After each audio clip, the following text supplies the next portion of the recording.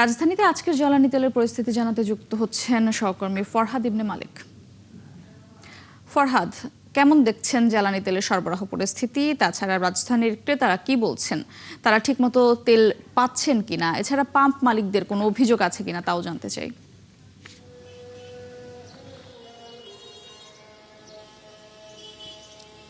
মৌটুসী, এর আগেও আমরা দেখিয়েছি যে কি অবস্থা বাংলাদেশ সহ সারা দেশের পরিস্থিতিতে আমরা দেখলামই। আপনিও বললেন একটু আগে যে কি অবস্থা জ্বালানি নিয়ে, আর রাজধানী ঢাকার পরিস্থিতি জানাচ্ছিলাম এর আগেও যে আমরা বেশ কিছু পাম্পে গিয়েছি। সেই পাম্পগুলোতে আমরা দেখেছি যে রাত 9টা, 10টা, 11টা, 12টা, 1টা থেকে দাঁড়িয়ে রয়েছেন বাইক নিয়ে, প্রাইভেট কার নিয়ে, তারা তাদের জ্বালানি তেল দরকার এই অবস্থায়।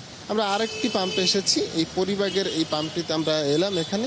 আমরা এখানে এসে দেখার চেষ্টা করছি যে কি অবস্থা। মোটামুটি সব জায়গাতে একই অবস্থা, তবে এখানে যারা রয়েছেন তারাও এরকম 10 ঘন্টা 11 ঘন্টা ধরে লাইনে দাঁড়িয়ে রয়েছেন তেলের জন্য। এই একটা অপেক্ষা তাদের রয়েছে, এই অপেক্ষা নিয়ে এখন তারা রয়েছেন। অনেকে আবার তেল পেয়েছেন, একটু জানার চেষ্টা করব আমরা দু একজনের কাছ থেকে যে তারা আসলে কত সময় অপেক্ষা করে এখানে জ্বালানি তেল পেয়েছেন, আমরা একটু জানি যে তাদের কি অবস্থা, জ্বালানি তেলের অবস্থা আমরা একটু জানি, যে দেখি আসলে কি অবস্থা, কতক্ষণ ধরে দাঁড়িয়ে রয়েছেন। দু একজনের সাথে কথা বলি এবং যারা তেল দিচ্ছেন তাদেরই বা কি অবস্থা, তারাই বা কি বলছেন পরিস্থিতি। আমরা এসেছি একজনের কাছে, আমরা তার কাছ থেকে জানি যে একটু আপনার কাছে জানতে চাই কতক্ষণ। আর বললেন না, 2 থেকে 3 ঘন্টা। আপনার আগে যারা ছিল তারা তো 6-7 ঘন্টা অপেক্ষা করেছে। অনেক অপেক্ষা ছিল।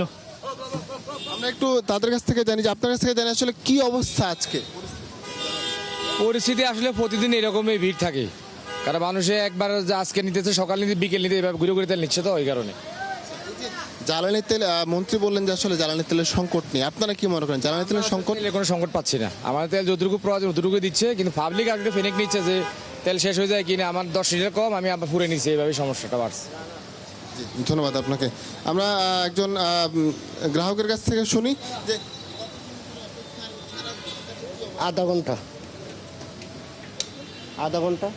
অপেক্ষা। আচ্ছা, অনেকে অপেক্ষা করছেন এবং এই ফিলিং স্টেশনটিতে মোটামুটি আমরা দেখলাম যে আসলে যারা গ্রাহক রয়েছেন তাদের খুব বেশি একটা চাহিদা, মানে খুব বেশি একটা যে অপেক্ষা করতে হচ্ছে তা নয়, তবে অপেক্ষা রয়েছে সারা দেশেই, সারা ঢাকা শহরে, সব জায়গাতেই।